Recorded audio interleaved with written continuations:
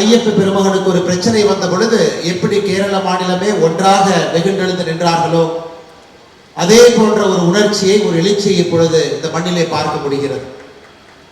இந்த பந்தல மண்ணில் இன்னைக்கு இங்கே உணர்ச்சியோடு வந்திருக்கக்கூடிய ஒருவரும் கூட சனாதன தர்மம் என்கின்ற இந்த பாரம்பரியத்தை ஆண்டாண்டு காலமாக நம்மை வழிநடத்தக்கூடிய தர்மத்தை பாதுகாக்க வேண்டும் என்கின்ற ஒற்றை கருத்தில் இங்கே வந்திருக்கின்றோம்.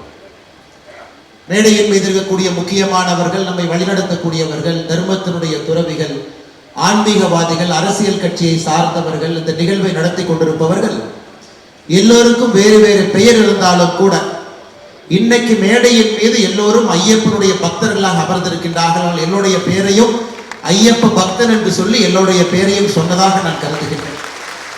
அதே போல முன்புறத்தில் இருக்கக்கூடியவர்கள் கூட இன்றைக்கு ஐயப்பனுடைய பக்தர்களாக வந்திருக்கிறேன். 1200 ஆண்டுகளுக்கு முன்பு பந்தலத்துல இங்க இருக்கக்கூடிய ராஜ குடும்பம் உருவாகி பந்தல மகாராஜா உருவான பொழுது நமக்கு தெரியும், பாண்டிய மன்னனுடைய வழித்தோன்றலாக பந்தலத்தினுடைய ராஜாக்கள் இங்கு வந்தார். இன்னைக்கு நாம நமக்குள்ள ஒரு கோடை போட்டு நான் தமிழன் மலையாளி அப்படின்னு பிரிச்சு வைக்கிறோம். 1200 ஆண்டுகளுக்கு முன்பு நமக்குள்ள அந்த கோடு கிடையாது.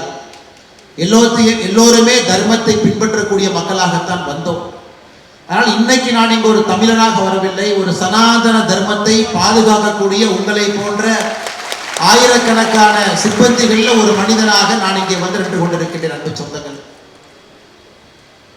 20ஆம் தேதி செப்டம்பர் ஒரு ஆச்சரியமான விஷயத்தை நாம் எல்லோருமே பார்த்தோம். குளோபல் ஐயப்பா கான்ஃபரன்ஸ் என்கின்ற பெயரில் அனைத்துலக ஐயப்பன் பக்தர்களை ஒருங்கிணைத்து இங்கே கேரள மாநிலத்தினுடைய கம்யூனிஸ்ட் அரசு ஒரு விழாவை ஏற்பாடு செய்திருந்தார்.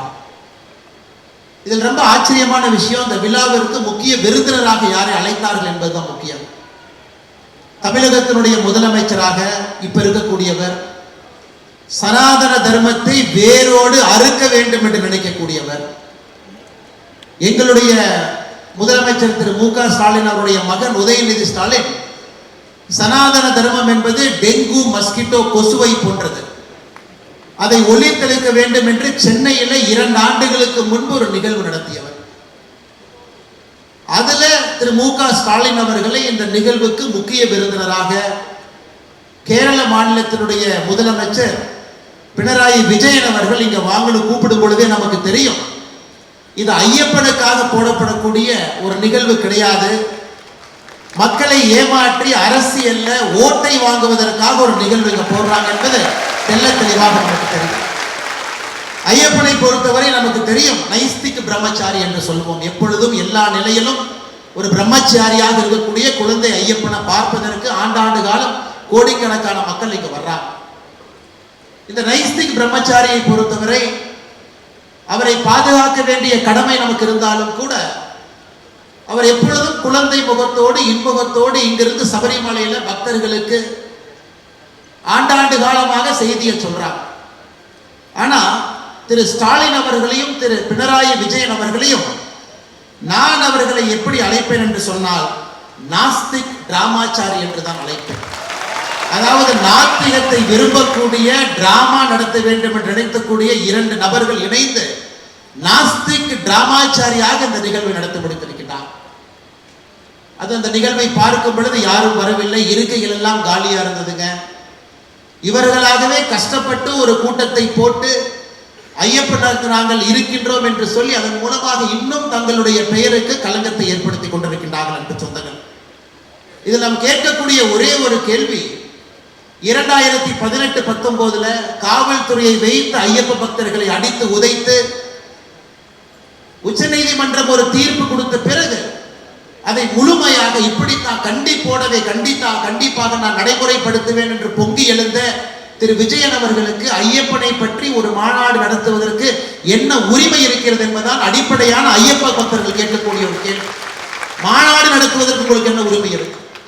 திராவிட முன்னேற்ற கழகம் எதற்கு மு.க. ஸ்டாலின் ஐயா கூப்பிட்டாங்களோ, தமிழகத்துல கடந்த ஆண்டு, நீங்க இந்த டிராமா நம்ப மாட்டீங்க, கடந்த ஆண்டு தமிழகத்துல குளோபல் முருகா கான்ஃபரன்ஸ் டிஎம்கே நடத்துறாங்க பழனி. ஏன்னா பக்கத்துல ஒரு திருடன் இருக்கும் பொழுது திருடனை பார்த்து இன்னொரு திருடன் வேகமாக கற்றுக்கொள்வான், ஒரு திருடனை பார்த்து ஈஸியா கற்றுக்குவான். தமிழகத்துல சனாதன தர்மம் வேண்டாம் என்று நினைக்கக்கூடிய டிஎம்கே திராவிட முன்னேற்ற கழகம் குளோபல் முருகா கான்ஃபரன்ஸ் பழனியில போனான். இந்த கேரளத்துல கம்யூனிஸ்ட் அவர்களை பார்த்து இங்க குளோபல் ஐயப்பா கான்ஃபரன்ஸ். இருவரும் கடவுளை பற்றி பேசுவதற்கு அடிப்படையில் எந்த ஒரு தகுதியும் இல்லாதவர்கள் என்று சொன்னாங்க. 2018-19 கேரளால இதே பந்தளத்துல கம்யூனிஸ்ட் கட்சியினுடைய தொண்டர்கள் முதலமைச்சர் அவர்கள் கட்டவிழ்த்த அட்டூழியத்தை பார்த்து அடித்து உதைத்து மக்களை யாருமே சேர்வதற்கு இடம் கொடுக்காம காவல்துறையை வைத்து கட்டுக்கோப்பாக அவர்களாகவே பெண்களை உள்ளே அழைத்து சென்று வழிபடுவதற்கான எல்லா வேலையும் செஞ்சுட்டு இன்னைக்கு நீலி கண்ணீர் வடிக்கின்றார்கள். ஐயப்பனுக்காக நாங்கள் இருக்கிறோம், ஐயப்பனுக்காக எப்பொழுதும் பேசுவோம். இதுல ஆச்சரியம் என்னன்னா, கடவுளே இல்லை என்று சொல்லக்கூடியவர், கடவுளை நம்பாத திரு விஜயன் அவர்கள் மேடைக்கு வந்து பகவத்கீதையை பத்தி நமக்கு பாடம் எடுக்கிறார். ஆச்சரியம். ஒரு அப்பதான் நினைச்சேன், கேரளால கம்யூனிஸ்ட்காரங்கெல்லாம் நீங்க பகவத்கீதையை படிக்க ஆரம்பிச்சாங்கன்னா என்ன ஆகும்னு யோசிச்சு பாருங்க. பகவத்கீதையை படிச்சுட்டு அதிலும் 12வது சாப்டர் படிச்சுட்டோம்னு சொல்றார். அத்வெஸ்ட சர்வ பூதானா மைத்ர கருணா ஈவாச்சான்னு நமக்கு பாடுறாரு. என்ன சொல்றாருங்க? அதாவது ஒரு பக்தன் எப்படி இருக்க வேண்டும் என்று விஜயன் அவர்கள் நமக்கு பாடம் எடுக்கிறாங்க. அந்த மாதிரி பக்தனா நீங்கெல்லாம் இருங்க, கடவுளை நம்பாத விஜயன். ஆனா பிரச்சனை என்னன்னாங்க, அவர் 12வது சாப்டருக்கு மேல அவர் படிக்கல. திரு விஜயன் அவர்களுக்கு நான் பகவத்கீதையிலிருந்து இன்னொன்று நான் சொல்றேன். 12வது சாப்டரை தாண்டி இன்னும் கொஞ்சம் முன்னாடி போங்க. 13வது சாப்டர், 14, 15, 16வது சாப்டர் போனீங்கன்னா 21வது வரிய திரு விஜயன் அவர்கள் மறுபடியும் இன்னைக்கு பகவத்கீதை எடுத்து படிக்கணும். திரிவிதாம் நரகஸ்யதாம் துவாரம் நாசனாம் ஆத்மனஹ காம குரோதா சதலோபாஸ் தஸ்மத் அத்ரயம் தயாஜ. இதையும் படிக்கணும். இதுல என்ன சொல்லுதுன்னா, ஒரு மனிதன் நரகத்திற்கு போக வேண்டும் என்றால் 3 வழிதான் இருக்கு. Lust, anger, greed. காமம் நரகத்துக்கு வேகமா கூட்டிட்டு போயிடும், பேராசை நரகத்துக்கு வேகமா கூட்டிட்டு போயிடும், கோபம் நரகத்துக்கு வேகமா கூட்டிட்டு போயிடும். இந்த 3ம் இருப்பது இன்னைக்கு கேரள கம்யூனிஸ்ட் அரசு கிட்ட திரு விஜயன் அவர்கிட்ட இருக்கு. அதனால 12வது சாப்டரோட நிறுத்தாம அப்படியே 16வது சாப்டர் படிச்சீங்கன்னா உங்களுக்கே பகவத்கீதையில சொல்லியிருக்கக்கூடிய புத்திமதி தெரியும். அதை தாண்டி நம்முடைய தமிழ் மண்ணில் ஐயன் திருவள்ளுவர் திருக்குறள் எழுதியிருக்கார். கொலை மேற்கொண்டாரு கொடிதே அலை மேற்கொண்டு அல்லவை செய்தொழுகும் வேந்து. ஒரு அரசனை பொறுத்தவரை, ஒரு கிங், ஒரு ராஜா, அரசனை பொறுத்தவரை அரசன் கொடுமை செய்வது, அரசன் இருக்கக்கூடிய சட்டத்தை தவறாக பயன்படுத்துவது. ஒரு அரசன் கொடுமை செய்வது, அரசன் ஒரு சட்டத்தை தவறாக பயன்படுத்துவது அரசனுக்கு கீழே இருக்கக்கூடிய கொலைகாரனை விட ஒரு பெரிய பாவம் அரசன் சம்பாதிப்பான் என்று திருவள்ளுவர் சொல்றார்.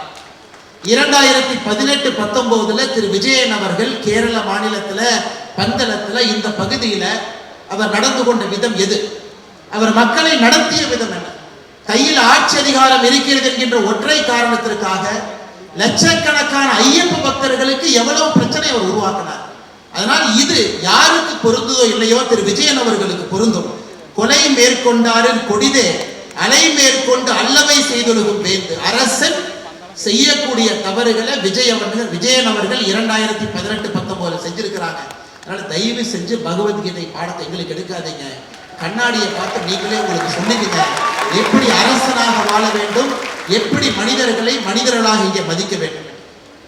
அன்பு சொந்தங்களே, இதையெல்லாம் தாண்டி இன்னும் ஒரு படி முன்னாடி போனோம். திரு விஜயன் அவர்கள் ஓணம் பண்டிகையை அரசு அலுவலகங்களை யாராச்சும் கொண்டாடினா அது ஆன்டி ஹிந்து, அவங்க கொண்டாடக்கூடாது. அவருடைய பிடபிள்யூ மினிஸ்டர் சுதாகரன் அவங்க சொல்றாங்க, இந்த நிலவிலக்கு ட்ரெடிஷனல் லேப் இதெல்லாம் நாம் நடத்துறதே அரசு நிகழ்ச்சியில நடத்தாதீங்க. கேரள மாநிலத்தினுடைய ஸ்பீக்கராக இருக்கக்கூடிய சம்ஷீர் அவரை பொறுத்தவரை நாடு கணேசா கணபதி அவரே ஒரு மித், உண்மை கிடையாது. தாமஸ் ஐசாக் முன்னாள் கேரளத்தினுடைய நிதி அமைச்சர் வாமன அவதாரே ஒரு பொய். திரு ஜெயராஜன் அவர்கள் கம்யூனிஸ்ட் கட்சியினுடைய தலைவராக இருக்கிறவங்க பரசுராமரே ஒரு மித். இந்த கேரள மண்ணை பொறுத்தவரை பரசுராமர் சேத்திரம் கிடையாது அப்படின்னு கேரள மண்ணில் இருக்கக்கூடிய ஒரு கம்யூனிஸ்ட் கட்சியினுடைய தலைவர் சொல்றாங்க. இவ்வளவு விஷயங்கள் பேசக்கூடிய ஒரு கட்சியிலிருந்து வந்திருக்கக்கூடிய விஜயன் அவர்கள் இன்னைக்கு ஐயப்பனுக்காக ஒரு நிகழ்வை நடத்திவிட்டு நாங்கள் ஐயப்பனுக்காக இருக்கின்றோம். சமீபத்தில் ஒரு படம் பார்த்திருப்பீங்க, ஒரு நெட்ஃபிளிக்ஸ் சீரிஸ் ஸ்கேம் 92. எப்படி 2 பேர் சேர்ந்து பாம்பே ஸ்டாக் எக்ஸ்சேஞ்சை ஸ்கேம் பண்ணாங்க. இன்னைக்கு இந்தியாவில் 2 பேர் இது மாதிரி செய்யறாங்கன்னா ஒன்னு ஸ்டாலின் அவர்கள், இன்னொன்று விஜய் அவர்கள். ஏன் நான் சொல்றேன், தமிழகத்துல நம்முடைய தமிழ்நாட்டில் இந்து கோவில்களை டிஎன்ஹெச்ஆர்என்சி நிர்வாகம் செய்யறாங்க, ஒரு அரசு நிர்வாகம் செய்யறாங்க. 1985 5,25,000 ஏக்கர் இருந்த டிஎன்ஹெச்ஆர்என்சி இன்னைக்கு 4 லட்சம் ஏக்கர், 1,25,000 ஏக்கர் காணாம போயிடுச்சு. 1985க்கு பிறகு 40 ஆண்டுகள்ல தமிழ்நாட்டினுடைய இந்து அறநிலைத்துறை நடத்தக்கூடிய கோவில்கள் 46,000 கோவில், 46,000 temples managed by TNHRNC. In 1985 TNHRNC had 5,25,000 acres. In 40 years TNHRNC has lost 1 lakh acre. Right now we have 4 lakh acre. Tamil Nadu அரசு இந்த 1,25,000 ஏக்கர் எங்கே போச்சுன்னு கண்டுபிடிக்க முடியல. தமிழ்நாடு அரசு சார்பா இந்த ஐயப்பன் மீட்டிங்க்கு எங்களுடைய அறநிலைத்துறை அமைச்சர் சேகர் பாபு வந்திருக்கார். அவர் என்ன கேட்கிறாருன்னா, ஒரு 5 ஏக்கர் மட்டும் எங்களுக்கு கொடுங்க, பந்தளத்தில் கொடுங்க கேட்கிறார். ஆச்சரியம் என்னன்னா, தமிழ்நாட்டில் 1,25,000 ஏக்கர் காணோம். 20ஆம் தேதி செப்டம்பர் இங்க குளோபல் ஐயப்பா கான்ஃபரன்ஸுக்கு வந்த தமிழ்நாட்டினுடைய அமைச்சர் இங்க என்ன கேட்கிறாருன்னா, ஒரு 5 ஏக்கர் தமிழ்நாட்டு கொடுங்க, இங்க நான் கட்டிக்கிறேன். ஏன் அதிகம் திருடவா? அந்த 1,25,000 ஏக்கரோடு கேரள மாநிலம் உங்களுடைய சொத்து 5 ஏக்கரையும் திருடவா? அன்பு சொந்தங்களே, இது நடப்பதெல்லாம் நன்றாக நாம் பார்க்க வேண்டும். நம்மை ஏமாற்றுவதற்காக மட்டுமே ஒரு கூட்டம் ஒன்றாக இணைந்து நடத்தி கொண்டிருக்கிறார்.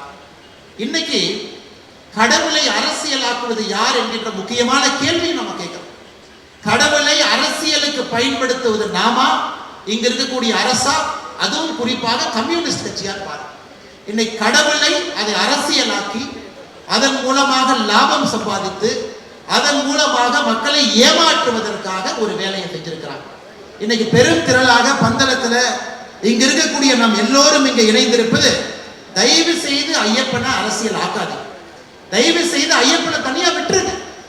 இன்னைக்கு உச்ச நீதிமன்றத்தில் ரிவ்யூ பெட்டிஷன் லார்ஜர் கான்ஸ்டிடியூஷனல் பெஞ்சில் இருக்கும் பொழுது எதற்கு தேவையில்லாத வேலையை செய்யறீங்க? இன்னைக்கு ஐயப்பனுக்கு உண்மையாலும் நல்லது செய்ய வேண்டும் என்று விஜயன் அவர்கள் நினைச்சா சுப்ரீம் கோர்ட் முன்னாடி நீங்க போட்டிருக்கக்கூடிய அபிடவிட்டை மாத்தி போடும். சுப்ரீம் கோர்ட்ல 2018, 17, 16 இந்த மாநிலத்தினுடைய கம்யூனிஸ்ட் அரசு கொடுத்திருக்கக்கூடிய அபிடவிட்டை மாத்துங்க. திருவங்கூர் தேவஸ்தானம் போர்டு இங்க என்ன அபிடவிட் கொடுத்திருக்கிறீங்களோ அதை உச்ச நீதிமன்றத்தில் மாத்துங்க. Change the affidavit that is in front of the honorable Supreme Court of our country. If you want to do any justice to Lord Ayyappa, if they have to serve Lord Ayyappa, if they have to really surrender themselves to Lord Ayyappa, they are duty bound to change the affidavit that is presented in front of the honorable Supreme Court of our country. அதை செய்யாம 20ஆம் தேதி பந்தளத்தில் எதற்காக நீ கூட்டத்தை போடுறேன்? இதுல இருந்தே நமக்கு தெரியும். இன்னைக்கு திருவங்கூர் தேவஸ்தானம் போர்டு வெளியே பேசும் பொழுது அவங்க மாத்தி பேச ஆரம்பிச்சிட்டாங்க. தேவஸ்தானம் போர்டை பொறுத்தவரை கம்யூனிஸ்ட் கட்சி வரும் பொழுதெல்லாம் மாத்தி பேசுவாங்க. இன்னைக்கு அவர்கள் நேரடியாக மாத்தி பேசுவது அபிடவிட்ல சொல்லட்டும், நாங்கள் 10 வயதிலிருந்து 50 வயது வரை பெண்களை சபரிமலைக்குள்ள அனுமதிக்க மாட்டோம் என்கின்ற அபிடவிட்டை நீங்க போடுங்க. நீங்க ஐயப்பனுடைய பக்தர்கள், நீங்க ஐயப்பனுக்காக வேலை பார்க்குறீங்க. அதையெல்லாம் தாண்டி விஜயன் அவர்கள் இன்னைக்கு புதுசா இன்னொரு டிராமா ஆரம்பிச்சிருக்காரு. ஐயப்பனுக்காக நாங்கள் செலவு செய்கின்றோம், ஐயப்பனை பார்த்துக் கொள்ள வேண்டிய பொறுப்பு எங்களுக்கு இருக்கு. 2011-12 மாஸ்டர் பிளான்ல என்ன சொல்றாங்க? 148 கோடி ரூபாய் ஐயப்பனுக்கு நாங்கள் செலவு பண்ணியிருக்கோம். ஐயப்பனை பார்க்க போகும் பொழுது ஒரு ரோடு, ஒரு பிரிட்ஜு, ஒரு டிச்சு, ஒரு கான்கிரீட் இதெல்லாம் போட்டு ஐயப்பனுடைய கணக்கு எழுதிட்டு போறாங்க. ஆனா ஐயப்பன் மட்டுமே சபரிமலையினுடைய வருமானத்தை பாருங்க. 2024-25 சபரிமலையினுடைய வருமானம் 441 கோடி, 2023-24 360 கோடி, 2022-23 301 கோடி. கடந்த 3 ஆண்டுகள்ல மட்டுமே சபரிமலையினுடைய வருமானம் 1300 கோடி ரூபாய். சபரிமலையினுடைய வருமானம் 100 கோடி ரூபாய்க்கு ரோட்டை போட்டுட்டு கோயில் உண்டியில் இருக்கக்கூடிய பணத்தை எப்படி தமிழகத்துல திராவிட முன்னேற்ற கழகத்தினுடைய அரசு திருடுறாங்களோ அதே வேலையை செய்வதற்காக விஜயன் அவங்க இறங்கிருக்கிறாங்க. அது ஒண்ணு இருக்குல்ல, 1000 கோடி ரூபாய் நாங்க ஐயப்பனுக்கு செலவு செய்வோம். நீங்க நல்லா யோசிச்சு பாருங்க. தமிழ்நாட்டில் 2021 திமுக தன்னுடைய தேர்தல் அறிக்கை election manifesto, DMK government in 2021 said when we come to power we will spend 1000 crore for renovation of Hindu temple. till now they haven't even spent 100 crore after 4 years in power. அங்க 1000 கோடி, இங்கே அதே 1000 கோடி விஜய் சொல்றார். அங்க global முருகா conference, இங்க global Ayyappa conference. எப்படி இரண்டு திருடர்கள், ஒருத்தர் பிக் பாக்கெட்ல கையில இவரு, இன்னொரு பிக் பாக்கெட்ல அவரு, எப்படி இரண்டு நபர்கள் சேர்ந்திருக்கிறார்கள் என்பதை தெள்ள தெளிவாக நாம் இங்கே பார்க்க முடியும். அன்பு சொந்தங்களே, இதையெல்லாம் தாண்டி இன்னைக்கு சமீபத்தில் துவாரபாலகர், நம்முடைய சபரிமலையில் இருக்கக்கூடிய துவாரபாலகர் மேல இருக்கக்கூடிய தங்கம், அது சென்னைக்கு வருது. அதை திருத்தி கொண்டு வருவதற்காக 42 கிலோ 800 கிராம் இருக்க வேண்டிய தங்கம் இன்னைக்கு அவர்கள் எடுத்து ஒரு மாதம் கழிச்சு வே பண்ணி பார்க்கும் பொழுது 38 கிலோ 200 கிராம் இருக்கு. அதுல 4 கிலோ 540 கிராம் அதுல காணும். உங்களால் ஐயப்பனுக்கு பக்கத்தில் இருக்கக்கூடிய துவாரபாலகனை காப்பாற்ற முடியல, அவனுடைய தங்கத்தை கண்காணிக்க முடியல, அந்த 4 கிலோ உங்க பார்த்துக்க முடியல. நீங்கள் எங்களுக்கு எப்படி ஐயப்பனை பார்த்துக் கொள்வது என்று பாடம் எடுத்துக் கொள்கிறீர்கள். ஆனால் கேரளத்தில் இருக்கக்கூடிய அன்பு சொந்தங்கள் எல்லோருக்கும் என்னுடைய அன்பான வேண்டும். நம்ம எல்லோருமே ஐயப்பனுடைய பக்தர்களாக இங்கே வந்திருந்தாலும் கூட போதும் போதும் போதும் என்று சொல்லுகின்ற நிலைமையெல்லாம் தாண்டி கோபத்தில் நின்று கொண்டிருக்கின்றோம். அரசியல் மாற்றம் கட்டாயமாக வர வேண்டும். இது அரசியல் மேடை அல்ல, அரசியல் தலைவர்கள் எல்லோரும் இருக்கின்றார்கள். இருந்தும் கோவில்களை நாம் காப்பாற்ற வேண்டும். கோவில்கள் அரசு பிடியிலிருந்து வெளியே கொண்டு வர வேண்டும் என்றால் கம்யூனிஸ்ட் கட்சிக்காரங்களை கோவிலிருந்து வெளியே அனுப்ப வேண்டிய நேரம் நமக்கு வந்துருச்சு. தமிழ்நாட்டில் இன்னொரு ஆச்சரியமான விஷயம், 2 வாரத்திற்கு முன்பு புதுக்கோட்டை பக்கத்துல ஒருத்தர் உண்டியல் தூக்கிட்டு போயிட்டு இருக்கார். புதுக்கோட்டை பக்கத்துல ரோட்ல இருக்கிற மக்கள் பிடிச்சிடறாங்க, எங்கனே உண்டியல் எடுத்துட்டு போறீங்க? இல்லைங்க, கோயில் உண்டியல் எடுத்துட்டு போறேன். போலீஸ் ஸ்டேஷன்ல கொண்டு போய் உட்கார வச்சுட்டு எஃப்ஐஆர் பதிவு பண்ண பாக்குறாங்க. அப்பதான் அவர்களுக்கு தெரியுது, அந்த கோவில்ல உண்டியல் வச்சதே ஒரு திமுக காலம் தான். 10 வருஷமா உண்டியல் வச்சு வர்ற பணத்தை சைன் எடுத்துட்டு. இந்த மாதிரி இந்தியா முழுவதும், குறிப்பாக தமிழகத்துல, கேரளத்துல பல இடத்துல அநியாயம் பண்ணிட்டு இருக்கிறாங்க. அதை எல்லாம் தட்டி கேட்க வேண்டிய கடமை நம்முடையது. அதற்கு ஒரு அரசியல் மாற்றத்தை நீங்கள் கொண்டு வர வேண்டும், நிச்சயமாக நீங்கள் பயன்படுத்த வேண்டும் என்கின்ற அன்பான வேண்டுகோளை வைக்கின்றேன். அதை தாண்டி இன்னைக்கு விஜயன் அவங்க சொல்றாங்க, ஏதோ அரசு ஐயப்பனுக்கு பணம் கொடுக்கிறோம், நாங்க திரவங்கூர் தேவஸ்தானம் போர்டுக்கு பணம் கொடுக்கிறோம், எல்லாமே அரசு தான், நாங்க பணம் கொடுக்கறதுனால ஈக்குவாலிட்டி ஆர்டிகல் வந்தது, அதனால எல்லோரும் வர வேண்டும் என்கின்ற வாதத்தை வைக்கிறாங்க. நமக்கு தெரியும், இன்னைக்கு நம்முடைய அரசியலமைப்பு சட்டத்துல ஆர்டிகல் 290A, இந்திய அரசியலமைப்பு சட்டத்திலே மிக வித்தியாசமான ஒரு ஆர்டிகல், ஒரு அமெண்ட்மெண்ட். இது எங்கேயுமே இல்லாத ஒரு பெருமை இந்த கேரள மண்ணுக்கு இருக்கு. ஏன்னா நம்முடைய அரசியலமைப்பு சட்டத்தை வடிவமைத்தவர்களுக்கு தெரியும், கேரளால திரவங்கூர் ஒரு பக்கம் இருக்கு, கொச்சி இருக்கு, இரண்டையும் கம்பைன் பண்ணும் பொழுது அன்னைக்கு adviser to the minister of states Thiru V P Menon அவர்கள் தலைமையில் ஒப்பந்தம் போடுறாங்க. இன்னைக்கு இதெல்லாம் நீங்க எடுத்துக்கிட்டீங்க, 2 பிரின்சிபல் ஸ்டேட்டை கம்பைன் பண்ணி எடுத்துட்டீங்க. அதனால் அரசு ஒரு ஆண்டும் தேவஸ்தானத்திற்கு 51 லட்சம் பணம் கொடுக்க வேண்டும் என்று 1949 போடப்பட்ட ஒரு தீர்மானம். இதுல தமிழ்நாடும் சம்பந்தப்பட்டது. ஆச்சரியம் பாருங்க, ஏன்னா 1956 தமிழ்நாடு கேரளா நம்முடைய பார்டரை வரையறுத்த பொழுது கேரளாவுடைய சில பகுதிகள் தமிழ்நாட்டுக்கு வருது. அன்னைக்கு 1956 கேரளா. அந்த 290A ஆர்டிகல்ல சொல்றோம், எந்த பகுதியெல்லாம் தமிழ்நாட்டுக்கு வந்திருக்கோ அதற்கு தமிழ்நாடு அரசு வருஷத்துக்கு 13,50,000 கொடுக்கணும் தேவஸ்தானம் போர்டுக்கு. கேரள அரசு 46,50,000 கொடுக்கணும். So Mr. Vijayan has to understand, it is not a money that is thrown at Ayyappa. It is a constitutional obligation by the government to give money to the Travancore Devasthanam Board, not by Kerala, even by Tamil Nadu. Tamil Nadu அரசும் வருடத்திற்கு 13,50,000 ரூபாய் கொடுக்கணும். காரணம், கேரள பகுதியிலிருந்து தமிழ்நாட்டுக்குள்ள வந்திருக்கக்கூடிய கேரளத்தினுடைய பழைய நிலத்தில் இருக்கக்கூடிய கோவிலுக்கு தமிழ்நாடு அரசு கன்சாலிடேட்டட் ஃபண்ட்ல இருந்து கொடுக்கணும். இது ஒரு கான்ஸ்டிடியூஷனல் மேண்டேட்.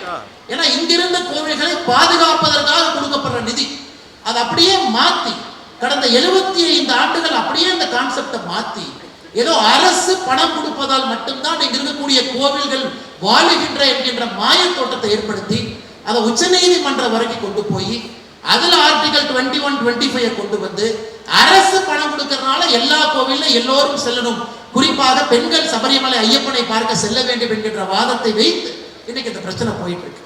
ஆனால் நிச்சயமாக எனக்கு நம்பிக்கை இருக்கிறது, உச்ச நீதிமன்றம் லார்ஜர் கான்ஸ்டிடியூஷனல் பெஞ்சில் இதை அவங்க மறு தீர்மானம் செய்யும் பொழுது ஐயப்பனுக்காக நல்ல ஒரு முடிவு, நல்ல ஒரு தீர்ப்பு வரும் பொழுது இந்த கம்யூனிஸ்ட் அரசனுடைய முகத்துல கரியை நாம் பூசத்தான் போகின்றோம். அதுவும் நடக்கத்தான் போகிறது. நம்முடைய காலத்தில் அதையும் பார்க்கணும். அதனால இந்த அற்புதமான இந்த மாநாட்டில் பங்கேற்கக்கூடிய எல்லா தலைவர்களுக்கும் இந்த நேரத்தில் நாம் நெஞ்சார்ந்த பாராட்டுக்களை, வாழ்த்துக்களை தெரிவிக்கணும். காரணம், 20ஆம் தேதி அரசு நடத்திய கூட்டத்தை விட 10 மடங்கு பெரிதாக ஆன்மீகவாதிகள், பெரியவர்கள், அரசியல் கட்சியினுடைய தலைவர்கள், சாதாரண பொதுமக்கள், ஐயப்ப பக்தர்களை எல்லோரும் கொண்டு வந்து கேரள மாநிலம் ஒரு செய்தியை சொல்லி இருக்கிறது. ஐயப்பனை தொட்டால் நாங்கள் விடமாட்டோம் என்கின்ற பெரிய செய்தியை சொல்லியிருக்கிறோம். அது 2026 தேர்தல் களத்தில் அதை எதிரொலிக்க வேண்டும் என்கின்ற ஒரு ஐயப்ப பக்தராக என்னுடைய கருத்தையும் இங்கு வைக்கின்றேன். கடைசியாக திரு விஜயன் அவர்களுக்கும் கம்யூனிஸ்ட் ஆட்சி எங்களுடைய வேண்டுகோள், நீங்கள் புரிந்து கொள்ள வேண்டும், மனிதனுடைய சட்டங்கள், உங்களுடைய சட்டங்கள் ஐயப்பனுக்கு பொருந்தாது என்பதை எப்பொழுது புரிந்து கொள்ளுகின்றீர்களோ அன்னைக்கு உங்களுக்கு நல்ல புத்தி கிடைக்கும். இரண்டாவது, பகவத்கீதையை முழுசா 18 சாப்டர் படிங்க. 12 சாப்டரோட நடிக்கிறாங்க. மூன்றாவது, கேரள அரசும் தேவஸ்தான போர்டும் இன்னைக்கு உச்ச நீதிமன்றத்தின் முன்பு நீங்க போட்டிருக்கக்கூடிய அபிடவிட்டை மாத்தி ஐயப்பனுக்கு ஆதரவாக நீங்கள் கொடுக்கும் பொழுது ஐயப்பனுக்காக நீங்கள் இருக்கின்றீர்கள் என்கின்ற பொருள். அதுவரை எத்தனை மாநாடு நீங்கள் நடத்தினாலும் நாங்கள் நம்ப போவது கிடையாது. 2018-19 அந்த ஆர்ப்பாட்டத்தில் பங்கேற்ற எல்லோரின் மீதும் வழக்கு போடப்பட்டிருக்கிறது. அந்த வழக்கை உடனடியாக நீங்கள் கைவிட வேண்டும் என்பதும் இதன் மூலமாக சொல்லுகின்றோம். நன்றாக புரிந்து கொள்ள வேண்டும். பம்பையோ பந்தலமோ இது ஒரு பிக்னிக் ஸ்பாட் கிடையாது, ஐயப்பன் வாழுகின்ற இடம். அதனால் நீங்கள் நடத்தக்கூடிய இந்த குளோபல் கான்ஃபரன்ஸ் ஐயப்பனை உலகத்துக்கு அறிமுகப்படுத்த தேவை யாருக்கும் கிடையாது. ஐயப்பனை விட இவங்கெல்லாம் பெரிய ஆளுகளா? ஐயப்பனை உலகத்துக்கு அறிமுகப்படுத்துவதற்காக ஒரு மாநாடு நடத்துறாங்களாமா. இந்த இடத்தை அப்படியே விடுங்க. காட்டுக்குள் ஐயப்பன் இருப்பதுதான் அனைவருக்கும் பெருமை. தயவு செய்து அதை அசியப்படுத்தாங்க.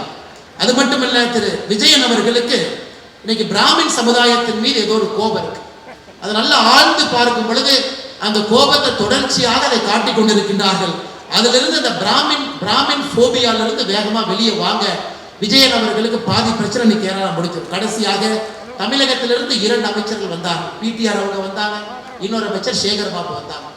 இவர்கள் இருவருக்கும் தலைவர் யாருன்னா பெரியார். திராவிட சித்தாந்தத்திற்கு பெரியார் தலைவர்.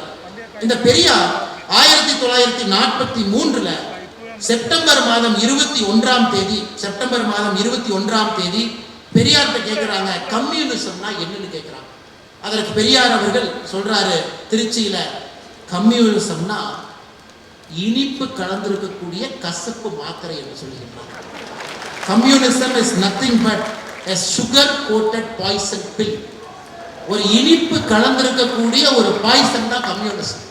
இன்னைக்கு அந்த கம்யூனிஸ்ட் நடத்தக்கூடிய மாநாட்டுக்கு அந்த பெரியார் அவருடைய சித்தாந்தத்தின் வழித்தோன்றலாக வந்திருக்கக்கூடிய கட்சியிலிருந்து 2 பேர் இங்க வந்ததே 5 ஏக்கர் ஆட்டையை போடத்தான் வந்தாங்க. வேற எதுக்கு அவங்க வரல? அங்க 1,25,000 ஏக்கர், கேரளாவில் 5 ஏக்கர் வருமானு. அதையெல்லாம் நீங்கள் பெரிதாக எடுத்துக்கொள்ள வேண்டாம். மற்றும் ஒரு முறை மேடையில் இருக்கக்கூடிய எல்லோருக்கும், ஐயப்ப பக்தர்களுக்கும், உணர்ச்சியோடு வந்திருக்கக்கூடிய எல்லோரும் இதே போல தொடர்ந்து கட்டுக்கோப்பாக ஐயப்பனுக்காக ஒருங்கிணைந்து நாம் நிற்போம். மாற்றம் நிச்சயமாக வரும். அரசியல் மாற்றத்தை நீங்கள் மறந்துவிடக் கூடாது. அரசியல் மாற்றமே உண்மையான சமுதாய மாற்றத்திற்கு வித்திடும்.